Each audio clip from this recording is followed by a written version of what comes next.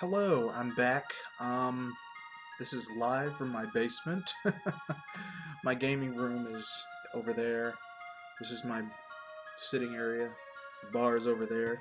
I fixed myself a cherry bomb, which is made with Jim Beam cherry whiskey bourbon liqueur infused uh, bourbon and cherry coke, and it is damn delicious. Um, the title of this video is Faux Gamers, okay? As the title starts said. And what is a faux gamer? Well, faux is French for fake, and so they're fake gamers. These are people who generally fall into three types, which I will discuss after the cut.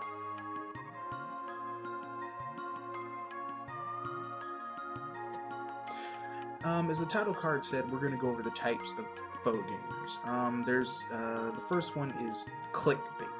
Now, clickbait are people who basically, when I say click, I don't mean clickbait like putting up an article or something to gather people's attention. I mean something like click is in a group of people. Clickbait faux gamers are people who desperately want to belong to certain social groups.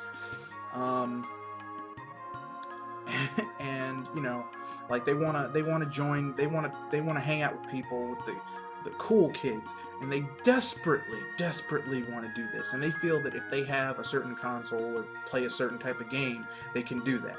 They're an outsider wanting to join in. Okay. Then we have the sheep, the second type of faux gamer. These are people who are already part of a group and they just follow the group. These are people who might own an Xbox or PlayStation, and they get Killzone. They don't even particularly like Killzone, but everyone else is getting Killzone, so they get Killzone because they want to play with their friends. They're part of a group. They don't even particularly like Call of Duty, but fuck it. Their friends are playing Call of Duty, they're going to play Call of Duty. These types of gamers are rather,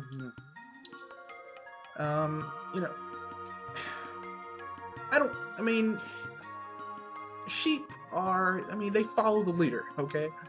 Then we have the last type of faux gamer, and these are the ones who get on my nerves. They are the ones that are most irksome. These are new agers. These are gamers who haven't been gaming for that long, and basically they feel that they don't understand the history behind certain things, and so they feel a sense of false entitlement.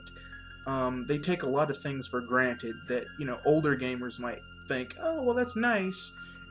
Like, they think they are supposed to have. And if they had to play games like we did back in the day, they wouldn't have a clue what the hell they were doing. So, now that we've gotten over the types of faux gamer, let's get down into the nitty-gritty of how they work.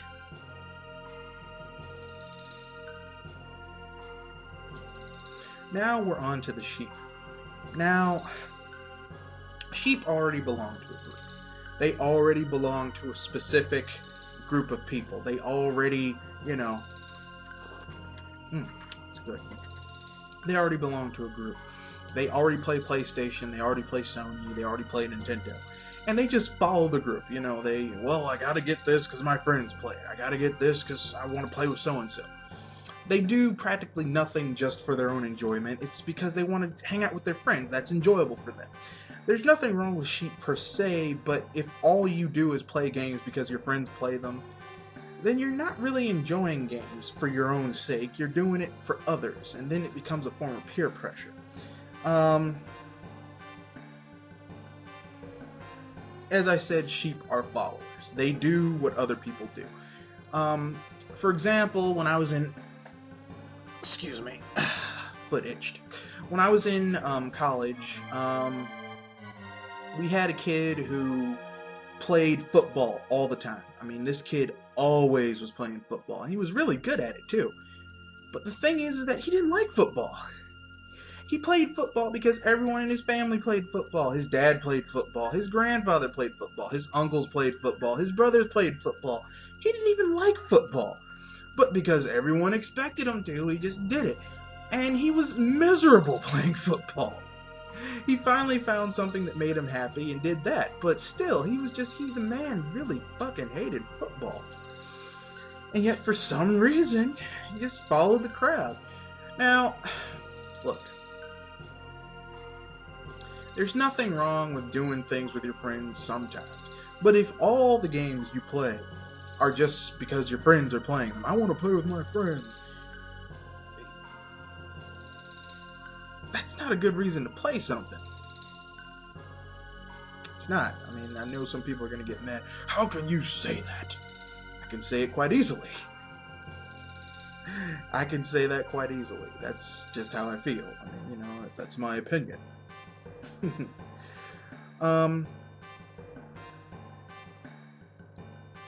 So now that we've covered the sheep, we'll move on to the new agers.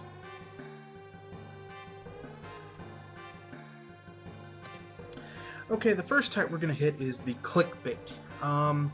The joiners, as I like to call them. These are people who, you know, as I said earlier, they desperately want to belong to a group. I mean, desperately. We've had people in this gaming community who've bought like 5 different next-gen consoles, 3 Wii U's, and a PS1, and a PS4, and an Xbox One. I mean, just so that they can belong. They desperately want to belong. I mean, they desperately. I mean, it's almost like it's really pathetic. You know, it's like, damn. You know. It's kind of like how if you're in high school and there's the computer geeks and some kid wants to join the computer geek group, and so he talks his parents into buying him, or he buys himself a computer, and the computer is like nowhere close to any of the computer geeks stuff. But he thinks that if he can play a few games, he's with them. Oh yeah, he's with the computer geeks. When in actuality, you know, he's just. I mean, they can see through his bullshit. Or her bullshit, depending on, you know, how they go. You know, so, you know, this type of bullshit is, you know. Now, the thing about faux gamers is that they will do practically anything. Anything to belong, okay? The only thing that daunts them when they're on their quest to belong is if they are thwarted, okay? Once people see them for what they are, they normally tend to go back to their mainstay once they're relegated outside to their outsider status. You know, and I already gave you the best example that I can give you is this happened to me when I was in high school. We had 2 groups of weird kids. Kids that didn't fall into the normal parameters of nerds, geeks, the kids who like to draw weird shit. We had kids who like to play Magic the Gathering, and kids who like to play Dungeons and Dragons.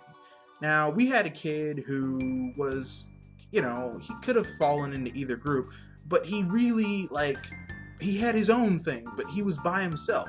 And he desperately wanted to belong to a group, so basically he started trying to pick up either, but I mean, people could tell he was trying way too hard. It was just, came across so fake. So basically, ultimately speaking, he got called out for being a phony, and eventually we picked him up in our group, because we were cool. They called us the Butterflies because we didn't belong to any one clique. We just fluttered around wherever we wanted. But we weren't trying to, we weren't desperately trying to be part of a group. We just could, we were dilettantes. We had a little bit of experience in many different things. Jack of all trades, master of none. So that's the end of the clique bait thing. We'll move on to the next one, which is the sheep.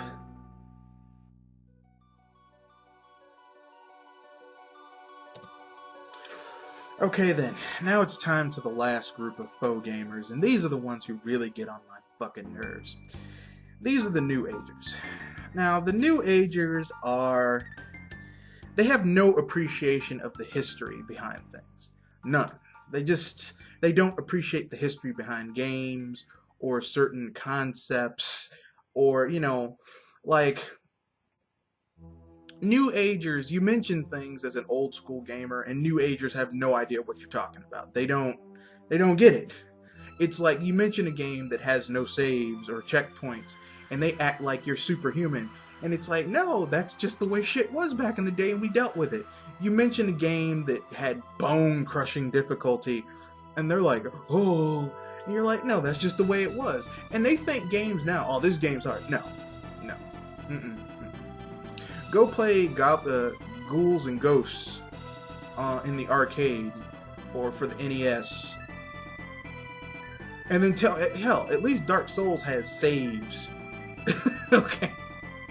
I mean, the shit that people consider hard now isn't really hard. No. Play Pitfall back in the day. Those games were hard. Or Kaboom for the Atari. Those games were fucking got hard. The shit people now, oh, this game's hard. You don't know what hard is. You think you do, you don't. New Agers also have a false sense of entitlement. They think that they deserve things that we as new school gamers are like, as old school gamers are like, so it's a nice feature, but you know, I require that my game, look, as an old school gamer, I only have 3 requirements. The game has to be polished, as in not buggy as hell. It has to work well with the console, so it can't just be some tacked on bullshit.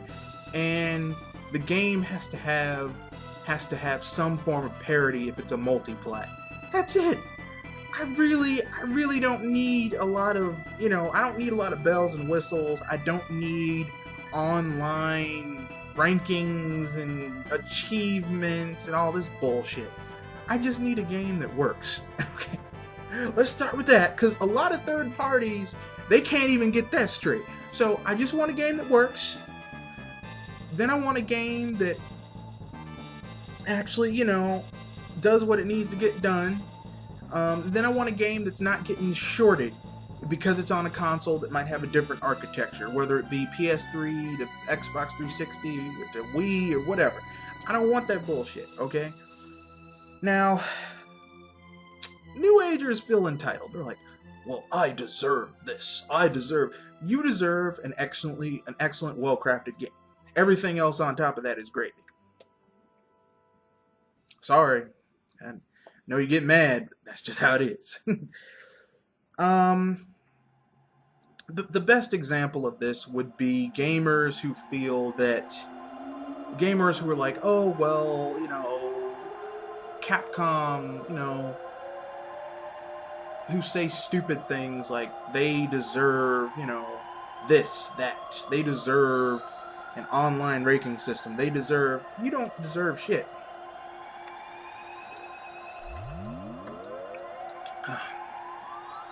You deserve as I said, you deserve a well-crafted game.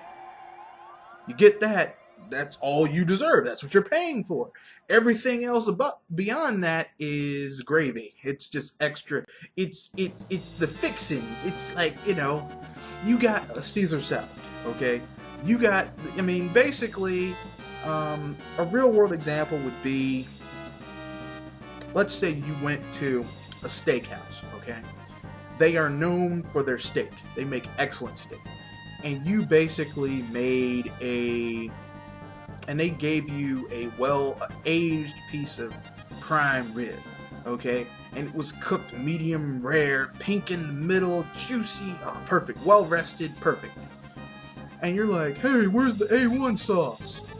Bitch, you just got a well-made steak. It's been seasoned, it's been aged, and you want A1 sauce? Really? Get the fuck out of here. Basically. That's what it feels like. So it comes down to it's the sense of false entitlement. It's annoying, and it really begins to grate upon gamers' nerves, at least old school gamers' nerves, because we feel like the old people who saw these things come, and we treated them like a bonus, and you people think they're supposed to be there, and they're not. Okay, they're not. Which leads me to the conclusion, which is coming up next.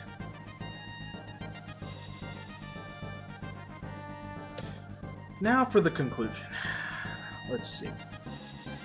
Basically, there's only 3 ways to deal with faux gamers, in my opinion. You can use either one of these, a combination, of 2 or all 3. The first way you can deal with a new age game, with a faux gamer, is to educate them. This is done by just bringing up facts, figures, you know, saying you should go back and play this, you should go back and you should try this. Kind of lead them, you know, use the Sophic method, which is asking people questions and leading them to truth. It's a form of teaching. Or you can use the decimation method, which is where you basically destroy their cherished strongholds of being a faux gamer.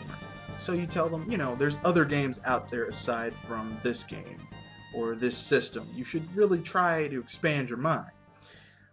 This only works. This works very little of the time, but for a small, minute group of gamers, this actually works. So you can try it sometimes. Maybe a little bit, you know, it's the part they don't really care about. Well, the last thing that you can do if all else fails is just ignore them. Just, you know, just say fuck it. Because, I mean, you know, it's not worth losing your head over stupid people. It's not. Life is too short. You know, it's just a game. But now that we've gotten through that, remember, rate, comment, share, and subscribe. And leave any comments in the comment section below. Have a good day.